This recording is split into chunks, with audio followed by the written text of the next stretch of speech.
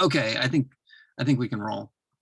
Let me get my little thing here. Thanks everybody for being here today. This is even though this is titled "The State of UX at Stanford," it's fairly universal in this case because we're going to be talking about how the year has changed. This crazy year has forced us to make some adjustments to how we do things, or maybe has not forced us how to change things because maybe we were already kind of set up. So you know, it's last year, again, catalyst for change, rapid change, something that happened a little bit faster than we had expected. A lot of us were working in the office full time with all our teams, and then next thing you know, jumping into working from home on our laptops, in our living rooms, in our kids' rooms, in our bedrooms, trying to figure out if we can get a virtual background going so y'all don't see our messes. So there's all that kind of fun stuff. But yeah, it's away from our whiteboards and stickies. Designers, are you kidding? It's going to drive them nuts. So anyway, some of the things that we would hoping to talk about today is, you know, did your clients' product and service needs change? What kind of gaps appeared or became more pronounced, gaps that you might have already had? What process changes did you have to make? What tools were adopted? And what skill building, team building was needed? So today our panelists are Astrid Usong, a UX designer from Stanford Libraries. David Salazar, everyone wave or something when I say your name. David Salazar, a senior UX researcher at Stanford Web Services. That's the team that I'm on. Oh, I'm David Tom, manager of UX and design at Stanford Web Services.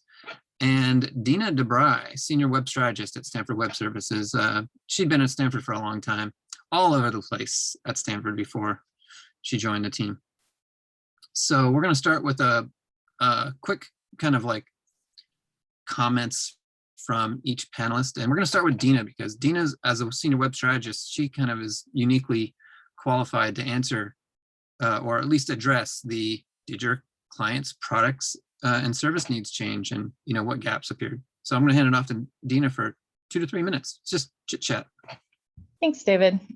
So I'm not a UX designer, but I do a lot of our project intake in Stanford Web Services for everything from development or D9 migration and UX projects also. And definitely this year we've seen a shift in the kinds of projects that people are asking about. And a lot of that just really has to do with we have much higher demand for UX projects than I think we've ever had before.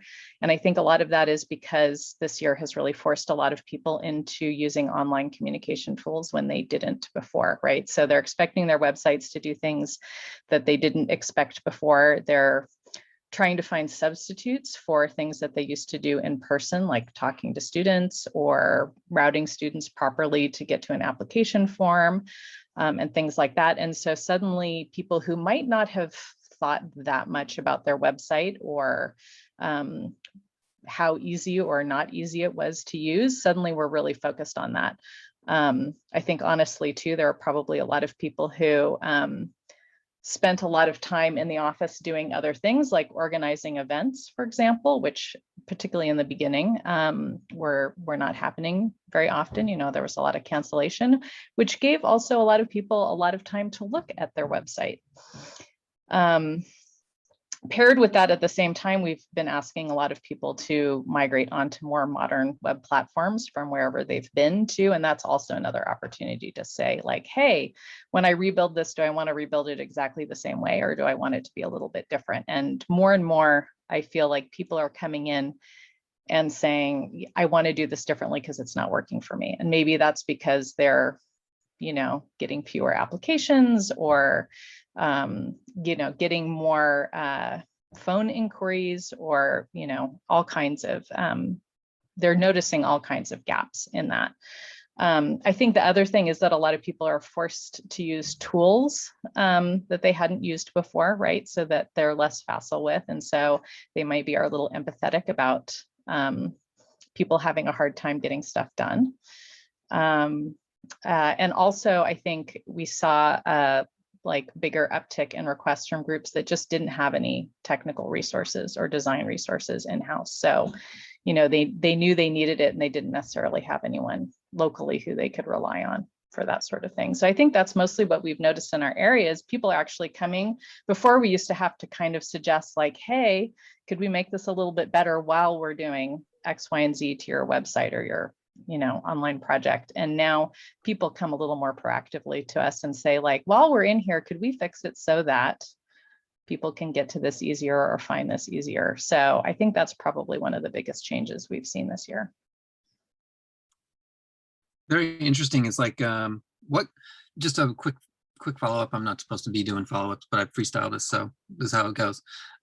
What tools were you, you mentioned that they might not have had tools or they were forced to use tools that they weren't used to using. What types of tools were those? I'm sure it varied depending on the purpose. Yeah, well, I mean, Zoom for one of them, right? So like, Yeah. but also just the expectation that students would be going like maybe to go fill out an online form where maybe they would have just dropped by in person before, or during all this transition too, like people, there was the form builder retirement too. So a lot of people suddenly are like, hey, what could my forms be doing for me? Or could I get it to auto email me? Or, you know, can I hook this up to my website? So a lot of people like showing listings of things and using Airtable. And I mean, there's been a pretty wide variety of things that people have implemented this past year. Cool, thank you. I'm gonna go to David. And the reason why I'm going to David is because business strategy, research, Astrid does the whole ball of work, so she gets to go last. Yeah, sounds good. Thanks. So I've actually been in a couple different roles since the pandemic started. You know, I used to be the lead UX designer down at the GSB, Graduate School of Business, and then I moved to the UX research role. And I would say from the design perspective of things, even though you were asking me specifically from the research, I think that the environment changed a little bit. And I think some of it had to do with how we were used to working together and how we used to have a lot of meetings to do all of the getting together and making sure everybody was on the same page. So we started doing a lot more fully remote work. And there was a lot more asynchronous work happening too. And doing the switch from non-collaborative tools. So like we were still using Sketch for some of the things that we were working on. So we finally moved over to you know, Balsamic on the cloud for wireframes, and then Figma for higher fidelity things. So that was an interesting shift. And then from the research side of things, I think it's really interesting because now research is fully remote, whether we want it or not. So, you know, those cafe tests and trying to recruit students out on the street, it's not as easy or probably impossible.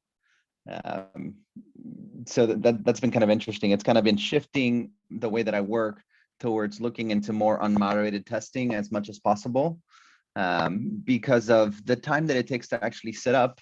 You have to be careful when you do that, though. I think it requires you to design the test a little bit different and to make sure that you're asking extra questions so that you're actually getting the feedback that you're after.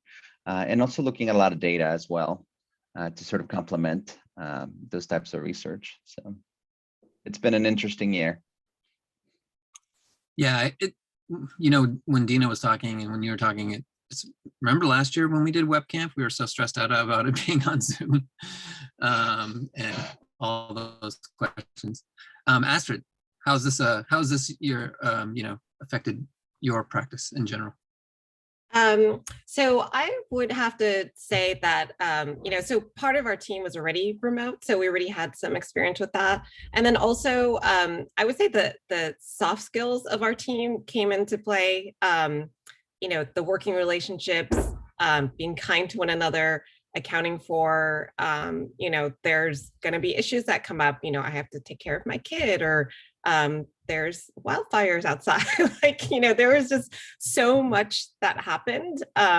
You know, it was, and then like just your own emotional state. So I give huge credit to the soft skills of my team for being able to produce the quality of product that they were able to produce during this pandemic. So having really good working relationships was key. Defining what issues we might run into ahead of time, being really organized, planning ahead, planning for the unexpected, setting like kind of code of conduct up front, saying, if this happens, we're not going to freak out. Like, if you don't mute yourself and your kid is screaming in the background, like, we're going to give you a pass. Like, just being, cognizant that there's like, a lot of things going on for everyone, I think really helped us come together as a team and say, okay, we're all in this together. We all have got issues, but we're going to be kind to each other and work through this. And I think that was a huge part of it. And then like more on the technical side, like the tools that we were using, we used Miro for the first time in one of our large partner meetings that was like across the country, and that worked really well. I think people ended up thinking it was kind of cool just to play with. So then, they just got really involved with it, but then it ended up being a good place for us to collaborate. And it worked, pretty much like a whiteboard. And like, for those people that are across the country or in a different country, we wouldn't have been able to whiteboard with them in person anyway. So it was kind of a cool thing to discover, in any case, like, aside from the pandemic, that was really awesome. And then we really, utilize InVision as well. I'm still on the old Sketch. I know I'm behind, still trying to figure out if I wait till they become like Figma or do I just make the switch over? So, and so like we heavily utilize that. And so people were kind of using like that as a whiteboard of sorts. So like you could see what was happening, we changed this because of this. And then like, you could comment and then people were commenting back and forth, and that worked really, really well. And yeah, I would just say, just being very, very organized at the beginning, like this is exactly what we're going to do, but, we've allotted some percentage of, going off the rails because, we know there's kind of a lot going on. Yeah, thanks for bringing up tools, Astrid. It's funny when you say I'm really old school. I still use Sketch. That's hilarious. But yeah, it's interesting you brought up Miro and some of those other collaboration tools. David also brought up some of the collaboration focused design tools, like what's that thing called again? Oh yeah, Figma. There's a question in the chat asking about unmoderated tests, and I think this is also related to tools. So we can, David, do you want to briefly talk about that? And yeah, I can briefly jump on that. So it's something that I was doing at the DSB that I was trying to establish as a practice. And part of this was because we were working with very, very tight deadlines and not a lot of time to do the testing. And maybe some of you are familiar with that concept, right? So we were using a tool called Helio, and it was designed by Zerb. The guys that did that, they did like a design framework. What's that design framework called? Like, you guys are familiar with that. So yeah, that tool allows you to create prototypes or just wireframes that you go and put on online, and they have a panel available where you can bring your own folks, and then you send a link out and you ask them to complete a task, and then it kind of records what people do within that screen and where they click. And then you go for larger numbers when you're doing a tool like that. Usually, you can easily get 50, 100, 200 participants, and the responses are fairly quick. And they have a pretty good panel. I mean, I don't work for them. I'm not really trying to plug them per se, but that's an example of one of the tools I was using. As of late, we've been planning a diary study as well, and that's going to be unmoderated, right? We're going to design sort of the instrument that's going to allow us to capture different interactions at different points in time. So, I'll be happy to talk about that some more after that is done. And Stanford Web Services also used Userlytics for unmoderated sessions.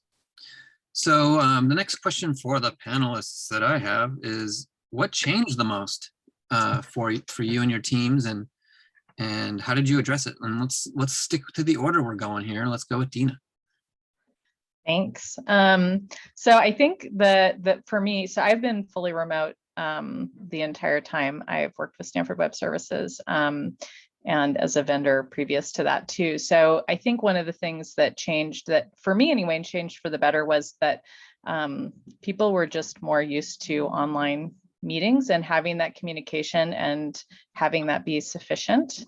Right. And for me too, it's nice having everyone, in their own little Zoom box, as you all are now, rather than a conference room and a couple of people awkwardly on Zoom. So I think that's actually made things a little bit easier with remote groups, for sure.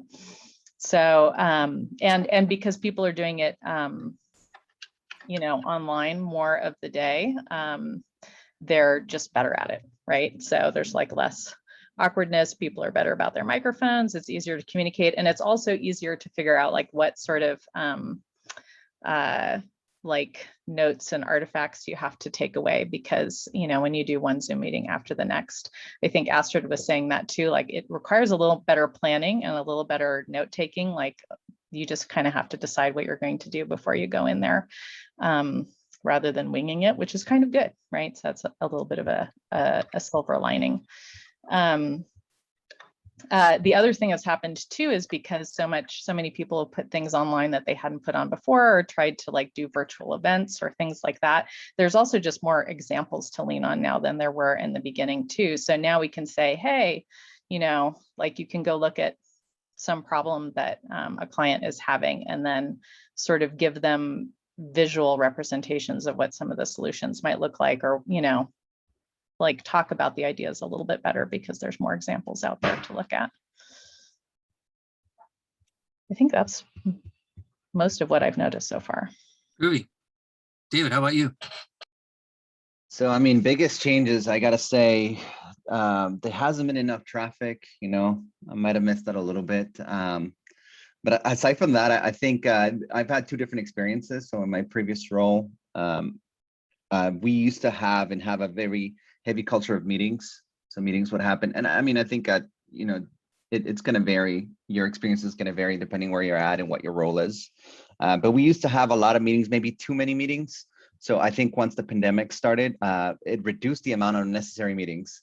And I think it forced us to think about how can we work well together aside from those, all of the meetings that we were having.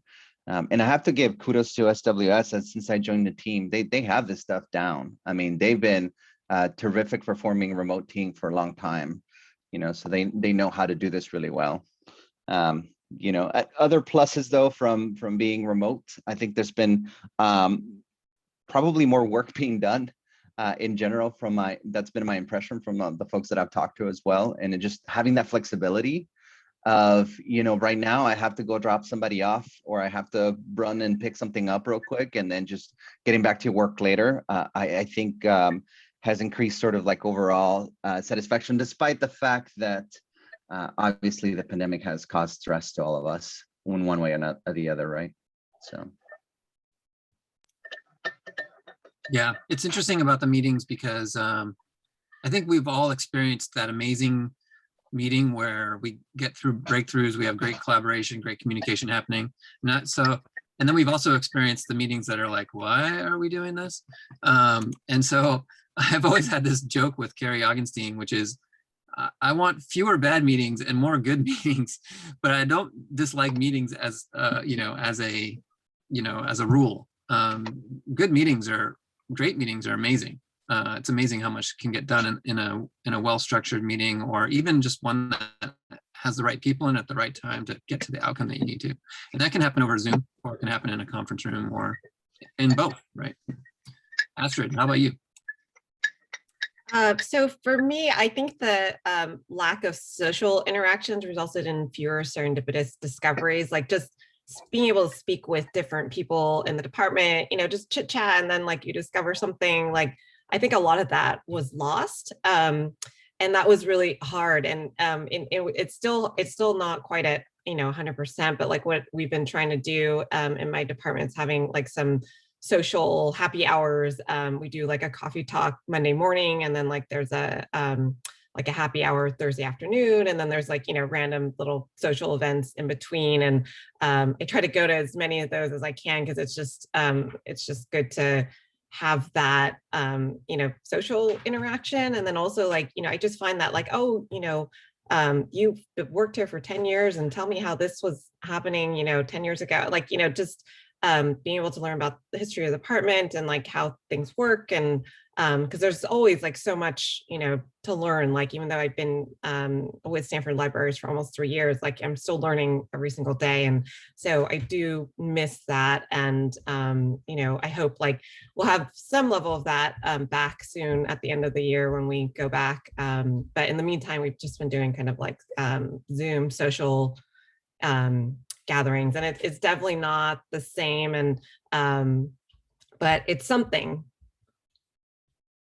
Yeah, those have, I think, really helped our team. We have 2 half-hour, we call it all team check-in, but it's the intent of it is to be 100% social. And we sometimes we do an icebreaker, or sometimes it just presents itself, or sometimes we use Ian Monroe's bot that spits out an icebreaker for us, which is hilarious. That hasn't sometimes been we have to spit them back. lately. Oh, what was that? That hasn't been as successful lately. I think we've ran it out of good questions. Yeah, I think we need to restock it.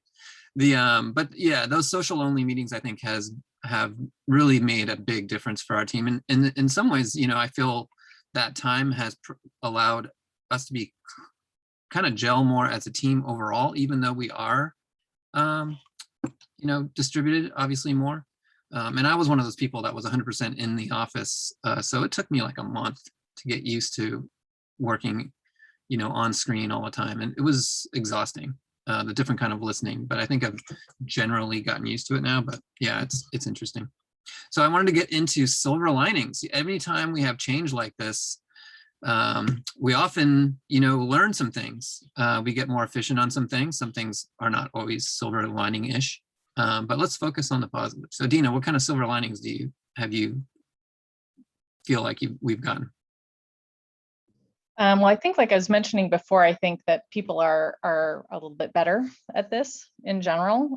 It is also nice, right, that people are more open to suggestions for improving their websites and web experience, right? Because they realize that they're relying on it so heavily.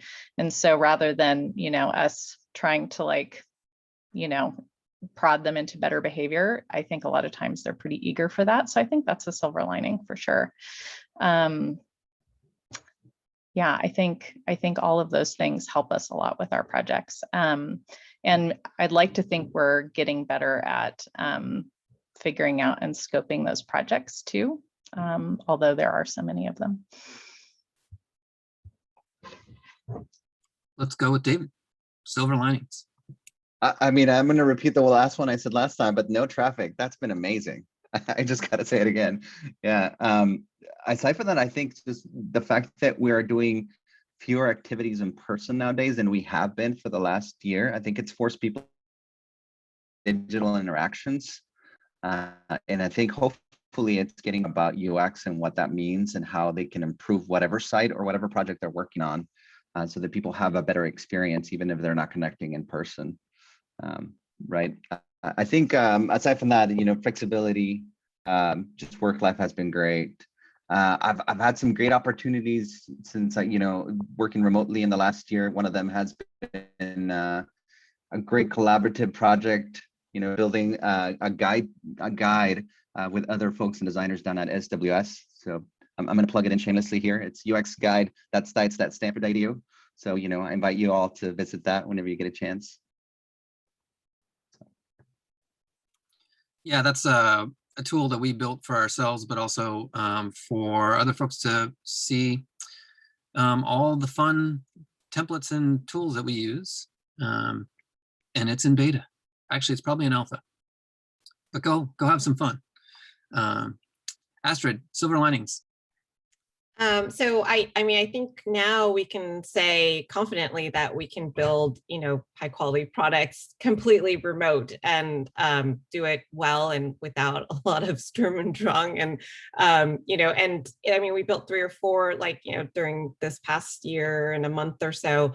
And I think that's like, one of the best silver linings is like, we can do this completely remotely with a lot of stuff going on in the background, and we can still thrive. And I would agree with the traffic comment. I live 3 miles from campus, but yet it takes me a little over 30 minutes door to door.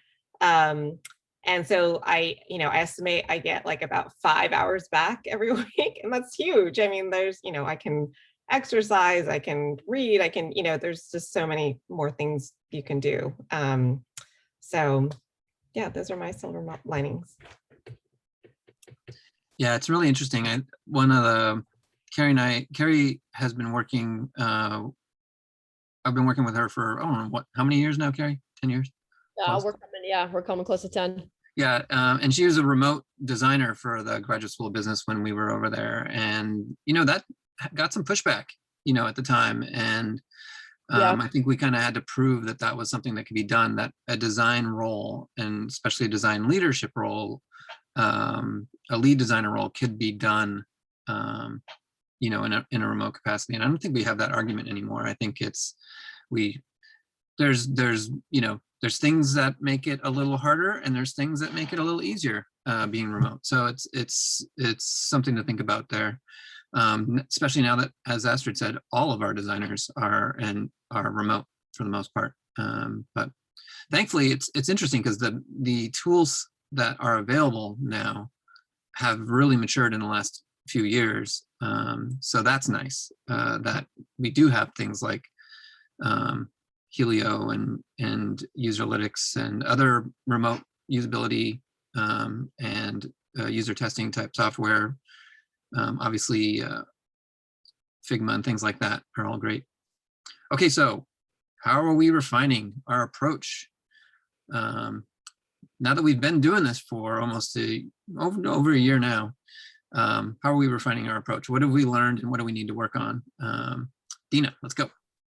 All right. Well, I've been thinking about this a lot. Like I said, we get a lot of users or a lot of clients now who are asking for these improvements. And a lot of them don't have a lot of experience in this area. So the thing I've noticed lately is that I have a need to try and talk about things in a little bit of a less technical way when it comes to this, right? Because a lot of times these are smaller groups that don't work with designers. They don't know any of these words. When you say UX, they don't actually know what that means.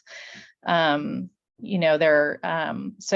trying to find, sort of the ways that you talk to them about how this might work and what methods might get used to get them to where they are, which is definitely something I'm still learning too from people like David and David. I think the other thing that, again, I don't know that we've refined it, but I find that we have a need to figure out some smaller interventions that we can do for people that are meaningful, right? Because the expectations on their websites are greater because more people are using them for more things and they need improvement, but these are people who don't necessarily have big budgets to figure out all the things that are wrong, right? Like they just need to make things a little bit better and a little more usable, and trying to find ways that we could do that in with just smaller interventions that work within their budgets and work within the time and space that they even have to engage with that sort of thing. So those are two things I've noticed, because the groups that are doing like really, really big projects are usually doing it because they see the value and they already know what it is. But there's a larger group of people who don't, but know that they want to make things better. So trying to figure out how to help those people, I think, is something that we could be refining over time. Thanks for that. Oh, took me a while to find my unmute button. David. Yeah. So that's been a little bit interesting for me because I started the new role during the pandemic. So for me, it's been a lot of developing that role and refining processes within that role. So the fact that it's within the pandemic and remote, it's almost like a side fact. I still have to develop everything else that kind of goes with it. But I think beside that, along that, and besides that, it's the testing means there's going to be a lot more Zoom and those tools that I mentioned for online usage. So that'd be Helio, Loop 11. I think recruiting is still tricky trying to find enough people that are going to help you test the site. So I tend to lean heavily on panels when possible. When not, one of my favorite tools is Ethnio, which allows you, and there are other tools that are similar, but they allow you to recruit directly from websites. So whoever visits your site, you can do like pop-ups. In the way that they do it, I hope that it's not as intrusive. And they try to get people, and you provide incentives, and hopefully you get some people very interested in participating, and they can help you make sure that you are putting whatever prototypes, whatever it is that you're building in front of people before you release them. So Thanks, David. I just have a funny interjection here. I've been mocked for my note-taking sometimes, and I've started, this is one of my new tools, is my mail. I'm using my envelopes as note-taking tools. So it's a new tool for me. So, good times. Astrid.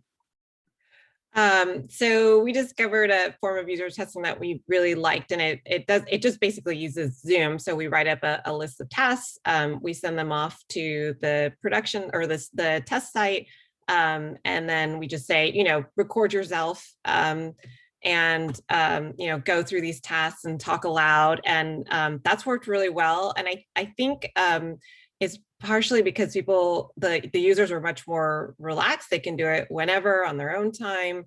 We don't have to see a video of them. We just want to see their screen. So we can see what they're doing, and like they don't have us kind of going over their shoulder and going like, are they going to get that? And I feel like they don't feel our tension as much, and so that has worked really well. And they give a lot of detail, which has been great. And you can transcribe it through Zoom, and so there were just like a lot of benefits to that we really liked, and so we're going to continue to use that in the future.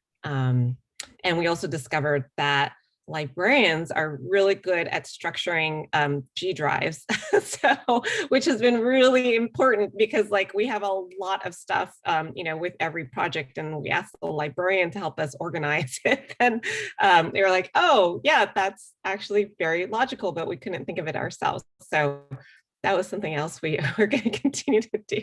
So. That's awesome. I never thought of just using Zoom for user testing and just Right. giving them a like a doc script. That's amazing. We should give that a try for sure. I would actually like to see the camera on though, so I could see their eyes and see where they're going and see how if they're comfortable with it. But Right. yeah, that's really super interesting. Yeah, and even when we did testing, like when we were there, we turned off all our cameras and hit ourselves. So it would just, because it's really I just felt like it was really intimidating with even if there's 2 or 3 people, all staring at you on Zoom while you're going through the test. So yeah, anything you can do to make them just more comfortable. Dang, we're gonna thank you for that. We're gonna refine our approach on that one. Going with the theme here. Okay, so the last question. We should have time for this, maybe a couple of questions. Do you feel like you and your organization are in a better position to perform great UX overall than before the pandemic? Let's start with Dina. Well, I'll keep my answer to that really short because I'm not a UXer, but our team is probably better because we're much bigger than we were before. So that helps, definitely. So I think I'll pass it to David.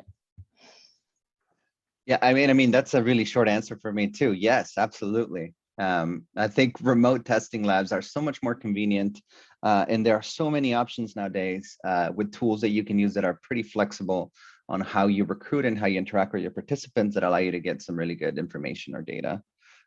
Zoom being one of them, absolutely. I used to use, what is it, the video conferencing tool we used before? The university used to use before Zoom?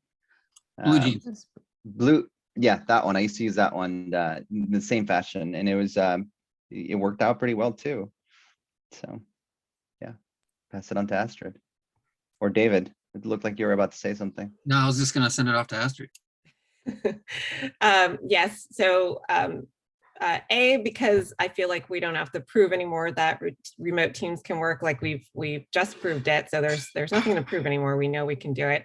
I feel like I have a lot more tools under my belt, using InVision, Miro, Zoom, I've just been more efficient in the use of all the different communication channels like Slack for certain things, email for other things. My only concern is like going back to kind of more normal life. Like, what is that going to actually look like? Are people going to come back to the office or not come back to the office? Is it going to be half and half? Like what, so then we'll have to change again, when we go back, and hopefully it's not as abrupt as like when we had to leave campus all of a sudden in a few days, and hopefully we have some transition time to figure it out. Yeah, I think that's one of the things. Adina mentioned that, and you mentioned that the inequality that happens when some people are in the office in a conference room and there's a conversation there, and then there's like, 4 or 5 people or whatever, how many people are also on Zoom.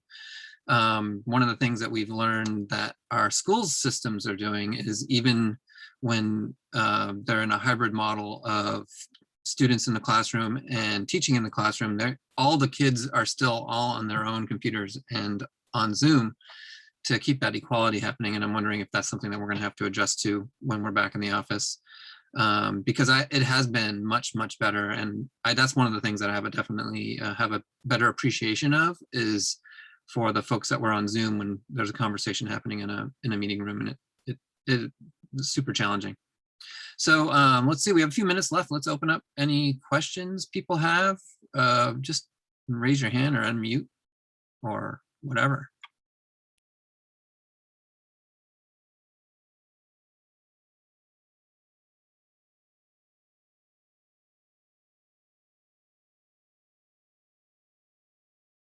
Sure, I'll go. It's not a question, just mostly a comment, and I think some people have said it in the chat, but like, I think it's really important to highlight the fact that like the pandemic has brought to the surface a lot of equity issues for people who actually don't perform better when they're in person.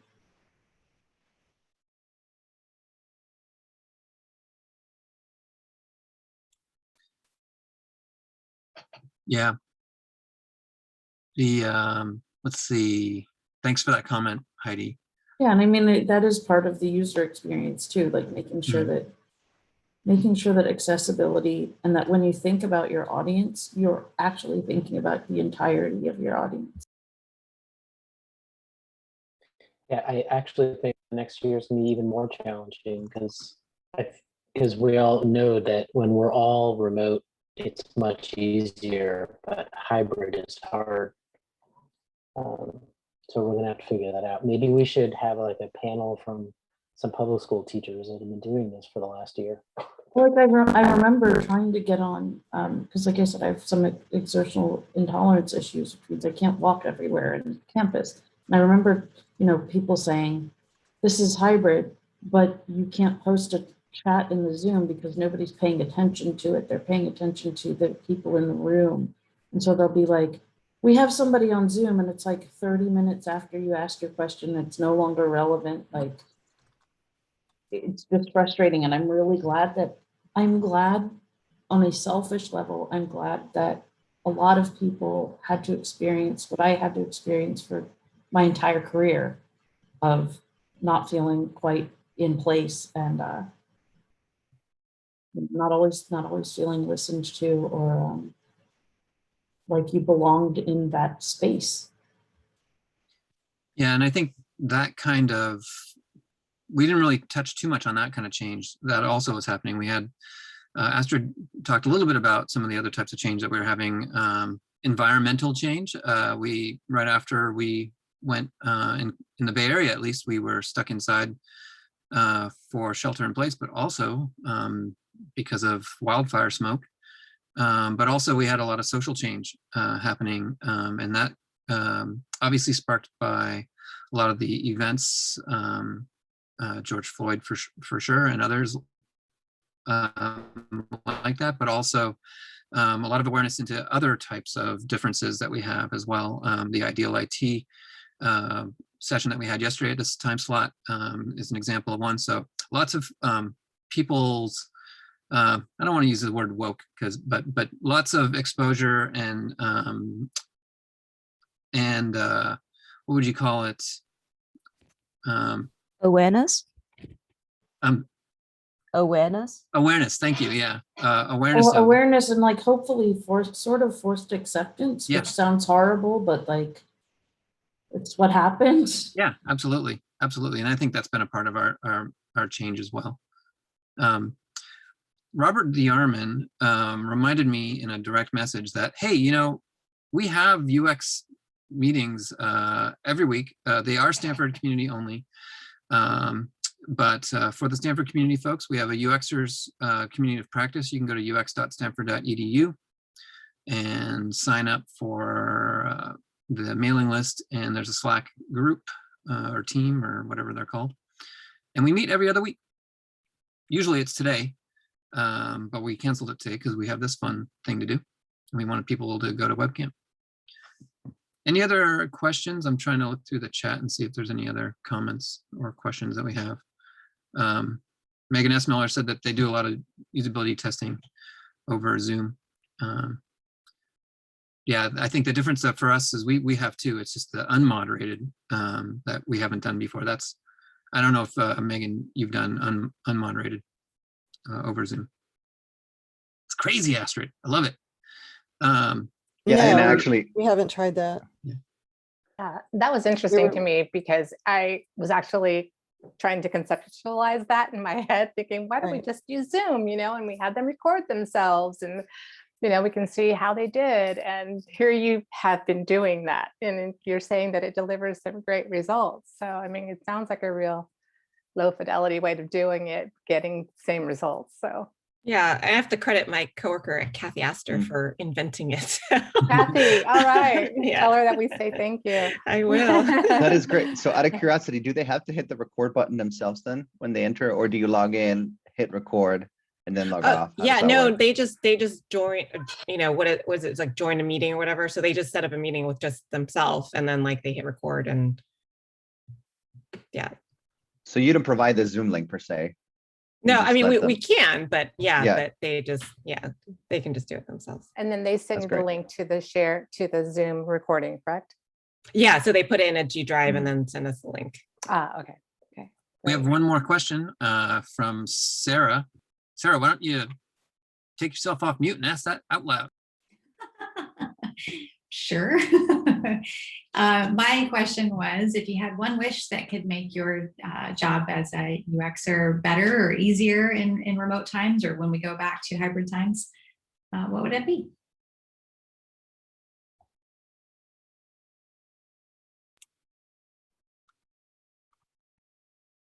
Robert has a nice answer to that. He's not on the panel, but it's a discussion here. Oh yeah, I was asking the room. Absolutely. I know Oh. you people on the panel. Oh, good. I was gonna say, besides stay remote, it's like, there's another answer to that one, right? Yeah. Right, yeah. So Robert's answer was have the higher ups actually deciding what their goals are ahead of time. Yeah, and I think that's one of the things that we learn a lot when we start to engage with clients or teams that haven't articulated that, and we decide, hey, this isn't a discovery project, it's a pre-discovery project, which is that's the project before the project to kind of figure out, okay, so what are we even trying to achieve with this in this discovery or this set of things. So good times there. But yeah, Robert, that's tough. I hear you. Somehow I really would miss the whiteboard. Yeah, whiteboarding is a little challenging still. I mean, things like Miro and Mural, which we use a ton of, help, but there is a learning. Those are complex interfaces that people have to use. I haven't used the new one from Figma yet. I think it's called FigJam. So we'd give that one a try. It's 10:46 and Aaron's gonna cut us off. But I do. I'm not going to cut you off. I'm terrified. There's candles burning in the background, and we're throwing goats at the altar. And Well, I do want to make sure one of the things that I think has been good is our organization has started to start meetings 10 minutes after the hour to make sure that people have some breathing room in between. And I want to respect that here. We have now 12 minutes left, or 13 minutes left. So go get yourself a break and be fresh for the 11 o'clock session. Thanks everyone, and appreciate your participation. And thanks to the panelists, Dina, David, and Astrid. Yay, rock on.